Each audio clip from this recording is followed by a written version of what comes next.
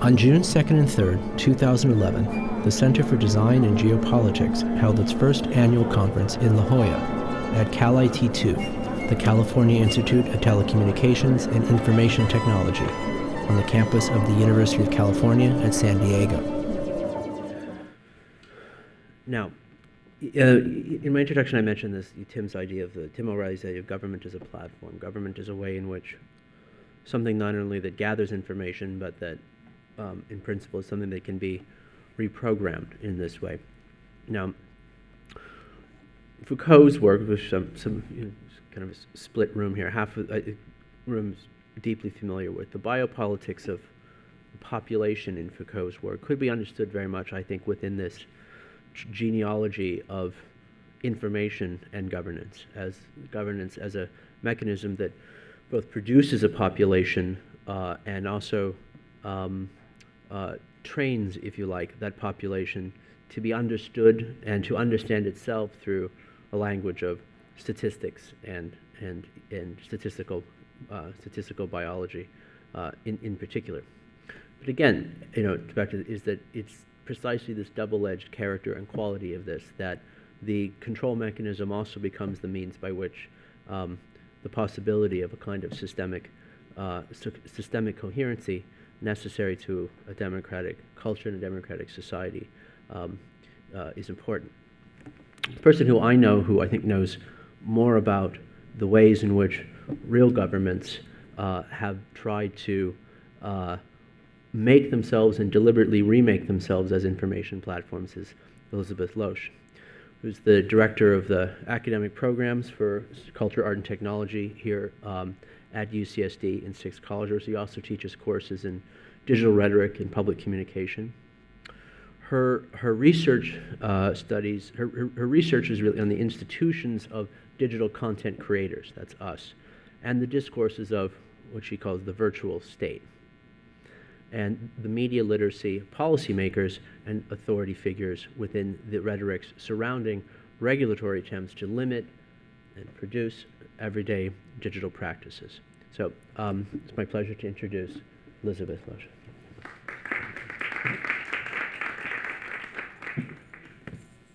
Thank you very much. I'm delighted to be here.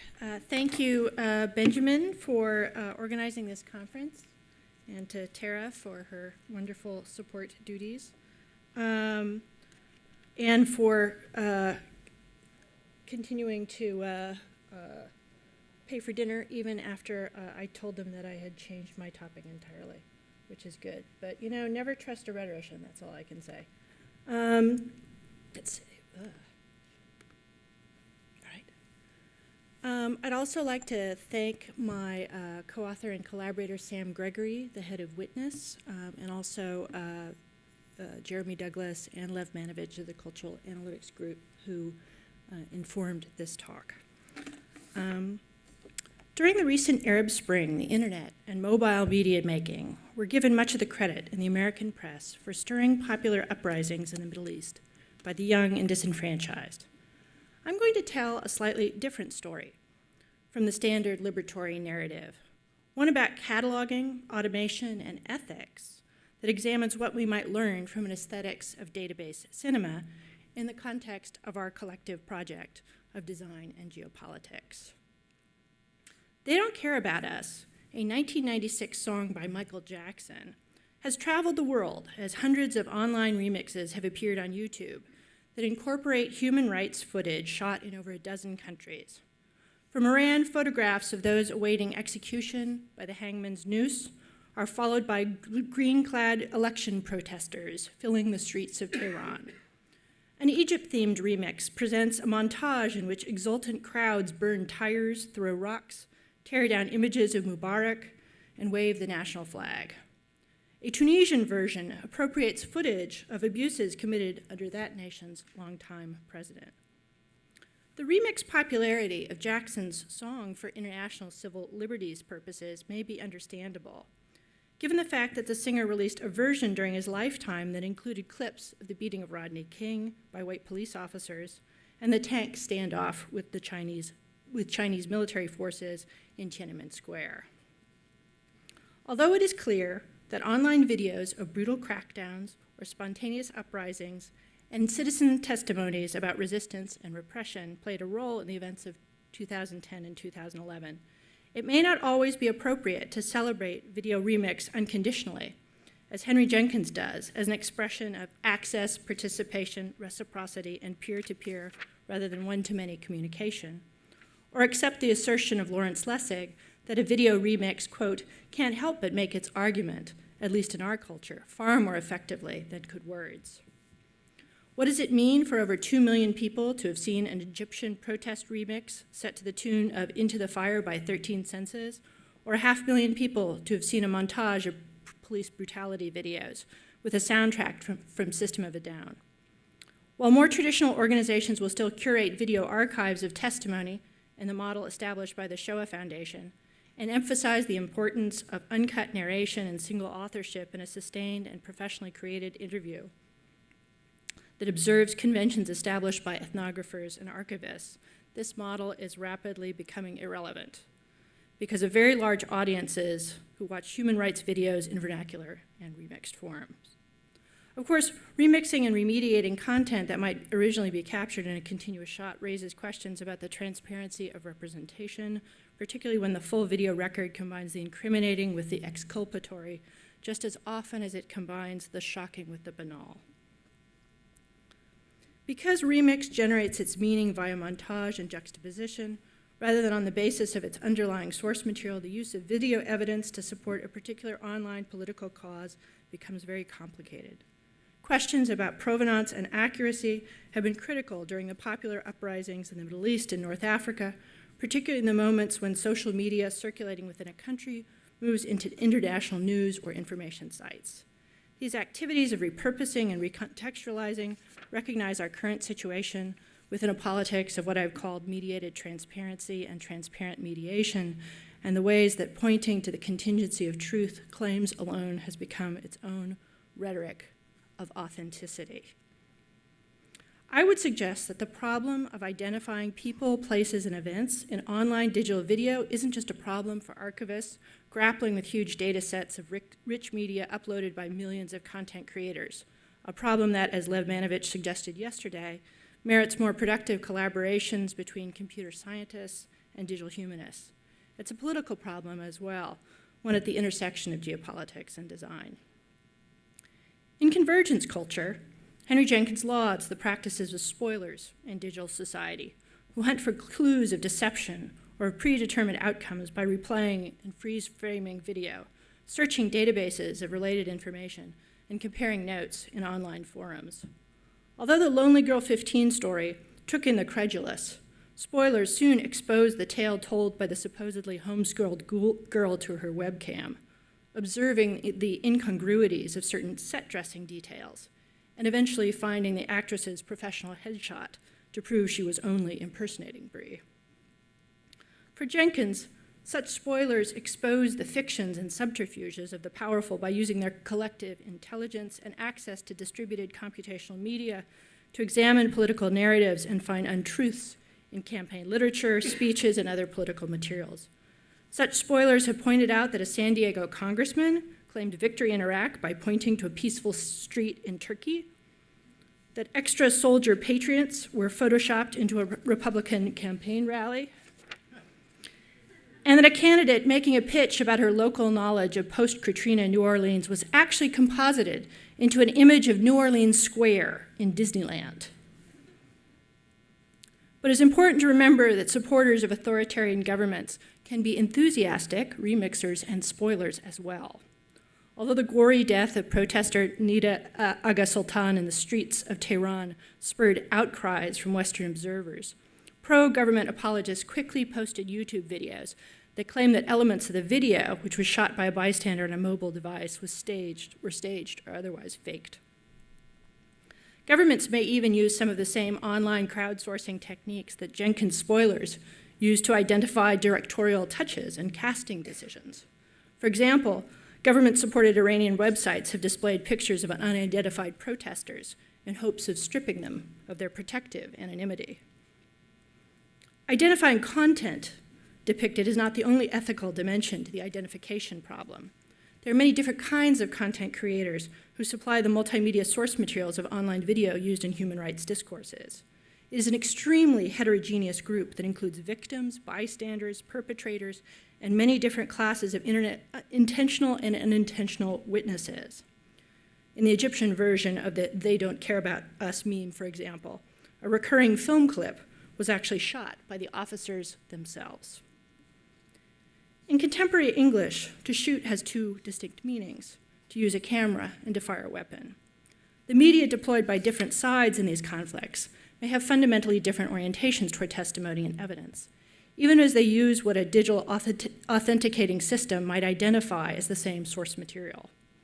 For example, emphasizing seemingly neutral, technocratic displays of disembodied objects, traces, and signs might signal a particular kind of affect in visual rhetoric, one missed by security organizations obsessed with finding evidence of the paralinguistic cues of deception.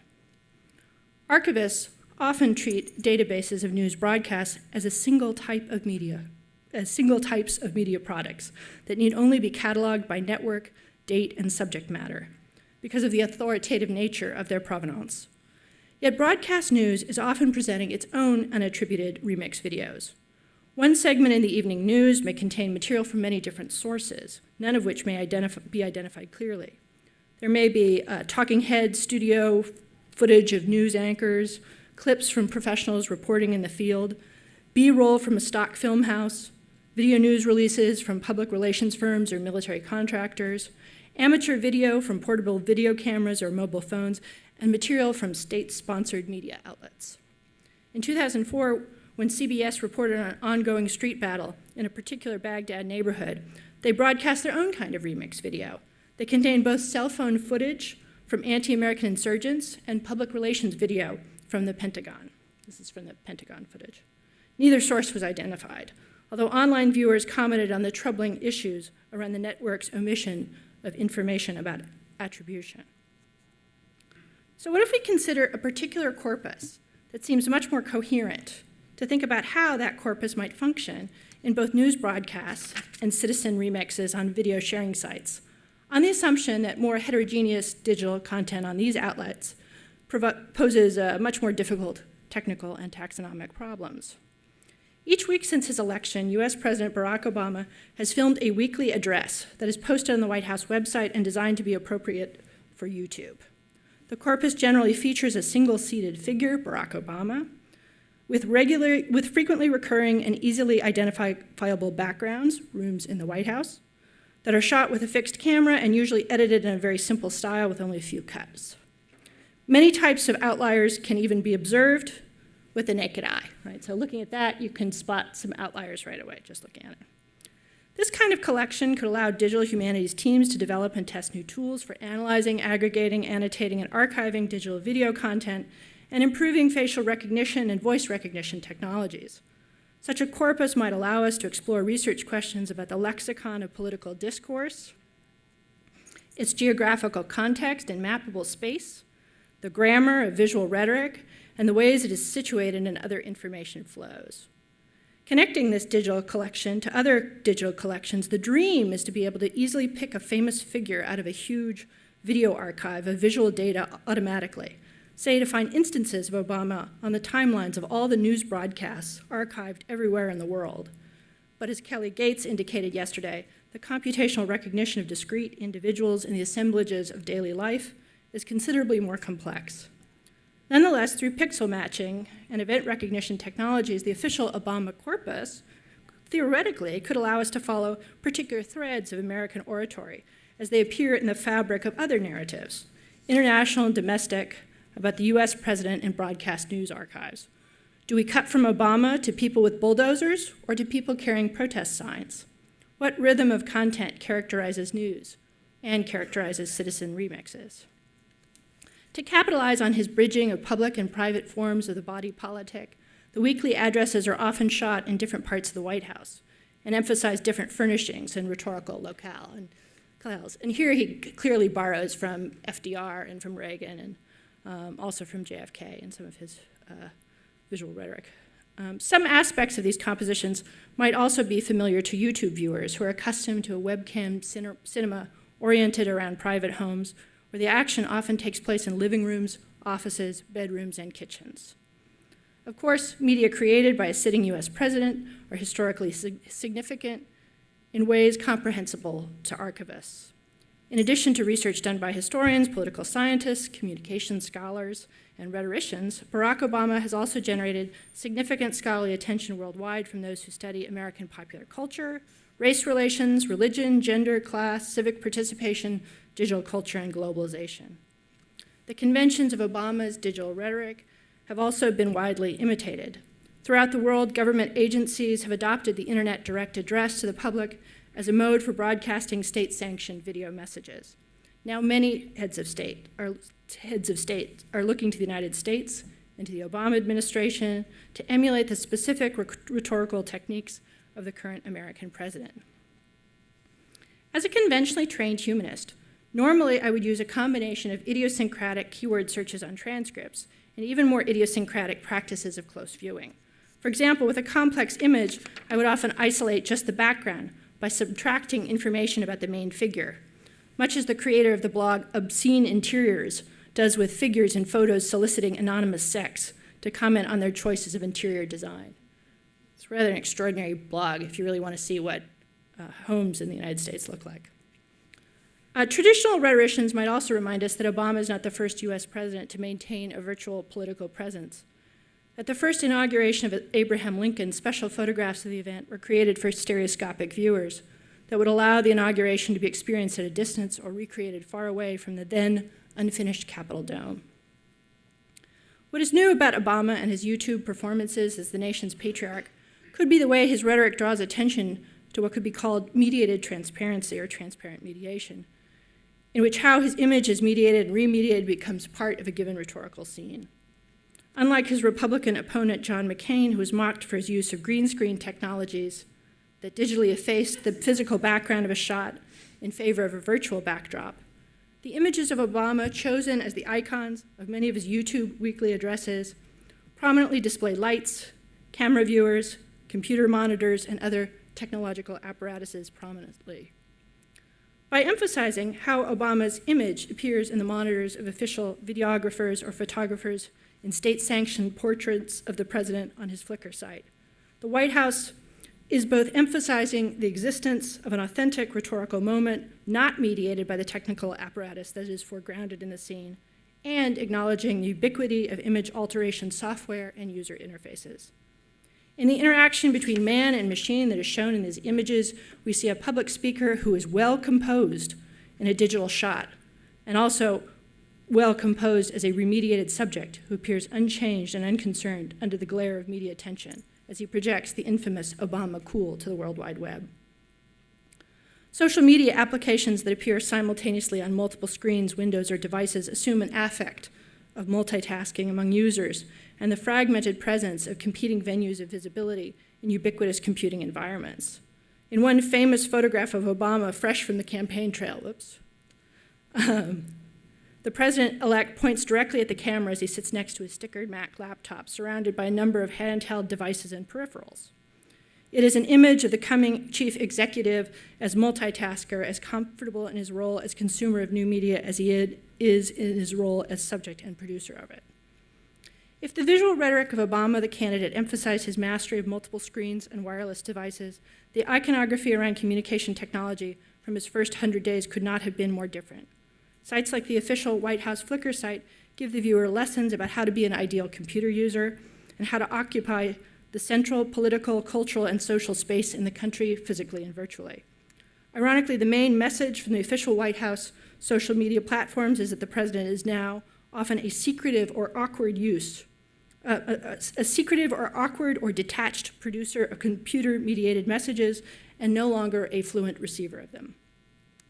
Although his smartphone often appears in media coverage of the president to be on the campaign trail, the White House official Flickr photo stream almost never shows Obama on his famous presidential BlackBerry, although a rare shot of him in a public audience may show him gesturing with it as an inanimate object or showing it to other heads of state, as a curiosity or gadget.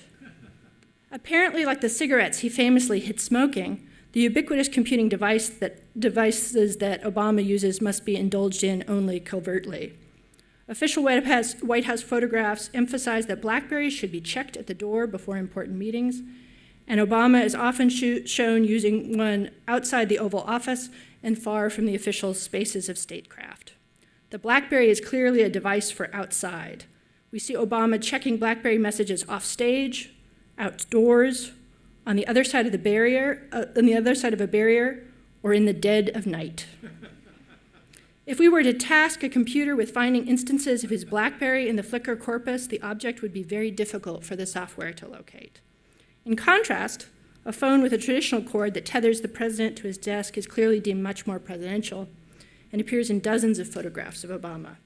Although the form and color of the object as a geometry of pixels translated from 3D space would seem easier for the machine to locate, he often holds it in an intimate embrace.